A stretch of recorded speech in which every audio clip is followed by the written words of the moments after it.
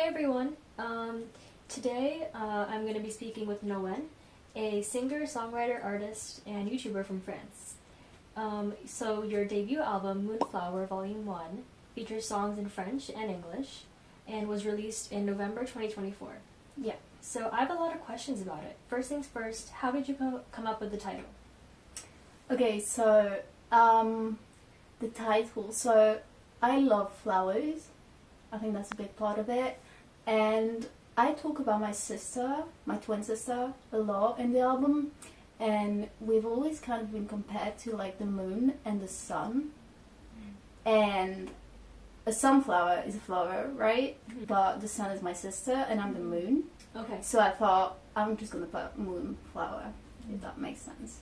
Yeah, definitely. That's a really interesting title. And you also said that each song on the album corresponds to a different color of the rainbow. Yeah. So how did that color scheme and theme come about? I've just always loved rainbows, I guess. And like the fact that it's a pride symbol also, I think matters a lot to me. But I just love colors. Like, I mean, right? Yeah. But yeah, I just love colors, and I thought it would be nice to have a color for each song. And there happens to be 13 songs, Yeah. so choosing a color for each was doable. Yeah. Yeah.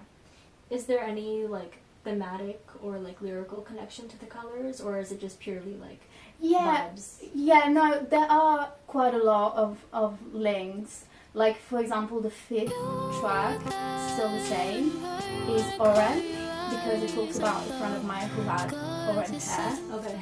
And like Racine, which is the 8th track, Racine means root, Yeah. and it's green, because to me like a tree is green, if Yeah. that makes sense. Mm-hmm. But for the rest of them, yeah, it's kind of vibes. Awesome.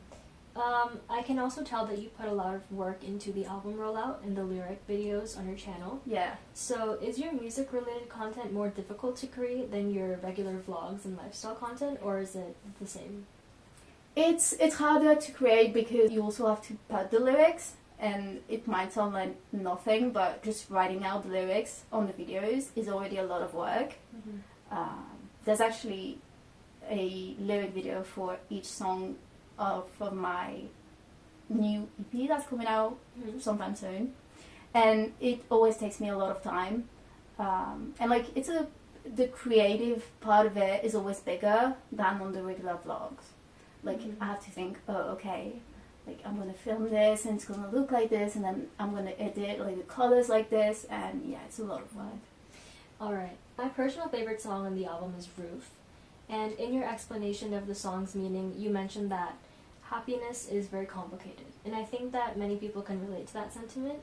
And as you said, like you can still be grateful for what you have, but still feel as though like something's missing in your life. Like, so lyric-wise, some songs come more naturally to you than others? I think I wrote Roof in one sitting. It was like, I literally like, yeah.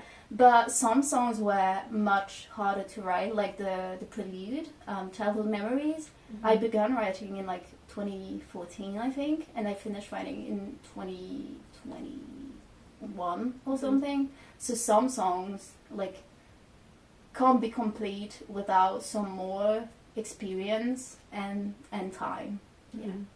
Got it. I also noticed many references to nature across the album, specifically in songs like Symbiose, Lone Little Bird, Le Soleil et la Fleur, I don't know if I'm pronouncing that correctly. Le Soleil et la Fleur. Le Soleil et la Fleur. Yeah. And Racines, which translates to roots. Yeah. So why do you think nature is such a common theme in your music? Well, I feel like I've always loved nature. My mom is a huge fan of flowers, as I said, and like plants. Yeah. And she has raised me to love them too. And yeah, I mean, there's literally a nature sign right here. So I feel like that speaks for itself. But yeah, I just love flowers and plants in general. Awesome. So you also put out a cover of Deja Vu by Olivia Rodrigo a while ago. Yeah. I think it's really good to listen to in the car. But who are some of your other inspirations, and how did they influence your sound? So I'd say two of my biggest inspirations are Sam Fender. I think you were expecting that. Yeah. And Dodie. So Sam Fender is a rock artist, so it's more influenced the songs that have a more elaborated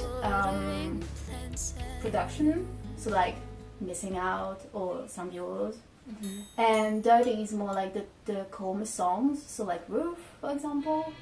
She has a lot of violin and such in her songs, and that's what inspired me to play violin in Roof.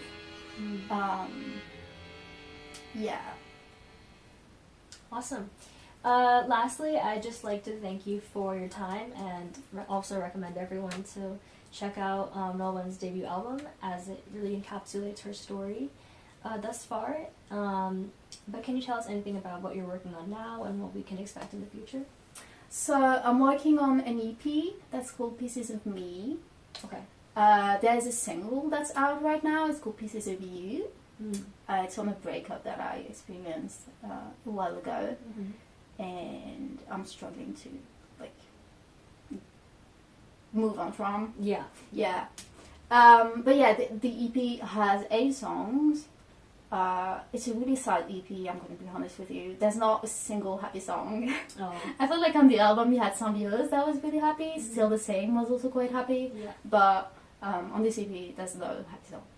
But yeah, I don't really know when it's coming out. It's actually done, but I'm just waiting for a verse from a friend of mine for a collab on the 6th song that's called Piece of Meat, and it's about like the way women are treated in today's society. Yeah.